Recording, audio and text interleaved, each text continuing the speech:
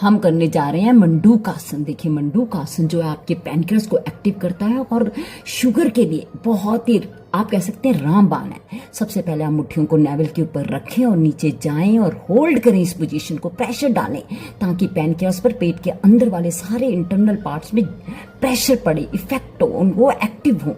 और अब धीरे धीरे ऊपर आए। जब आप नीचे जाएं तो एक्सेल करें, जब आप ऊपर आए तो इनहेल करें। ब्रीथ का पूरा ध्यान रखें।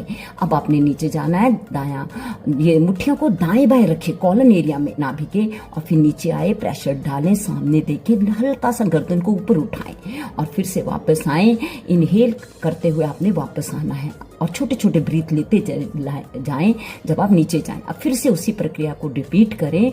कॉलन एरिया में ही मुट्ठियां रखी हैं। अब इसके बाद आप ऊपर आए, जब आप इनहेल करें, अब अच्छे से इनहेल करें, बायां हाथ और उसके ऊपर दायां हाथ रखें, दबाएं अच्छी तरह से, नीचे जाएं, फिर से ऊपर देखें और अब छोटे छोटे ब्रीथ ले सकते हैं जब आपने इस तरीके से होल्ड किया है। इससे आपकी गैस, एसिडिटी, कब्ज ऐसी समस्याओं में राहत मिलती है। अब लास्ट में जो आपके ये देखिए हाथों को किया आपने, फिर से वही प्रक्रिया, मतलब हाथों को चेंज करना है अब आपने।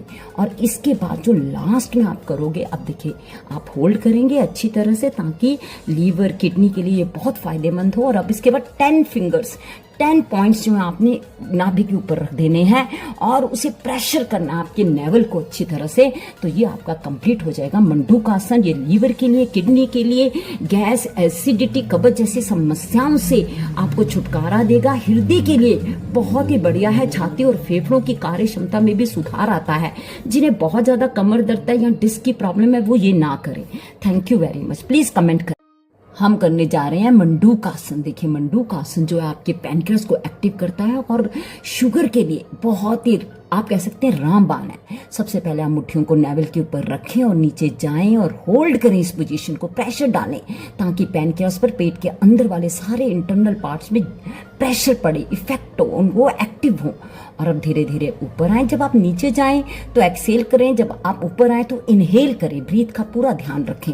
अब आपने नीचे जाना है, दायां ये मुट्ठियों को दाएं बाएं रखें कॉलन एरिया में नाभि के, और फिर नीचे आए, प्रेशर डालें, सामने देखें, हल्का सा गर्दन को ऊपर उठाएं और फिर से वापस आए।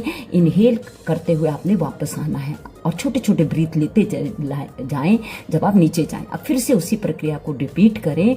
कॉलन एरिया में ही मुट्ठियां रखी हैं।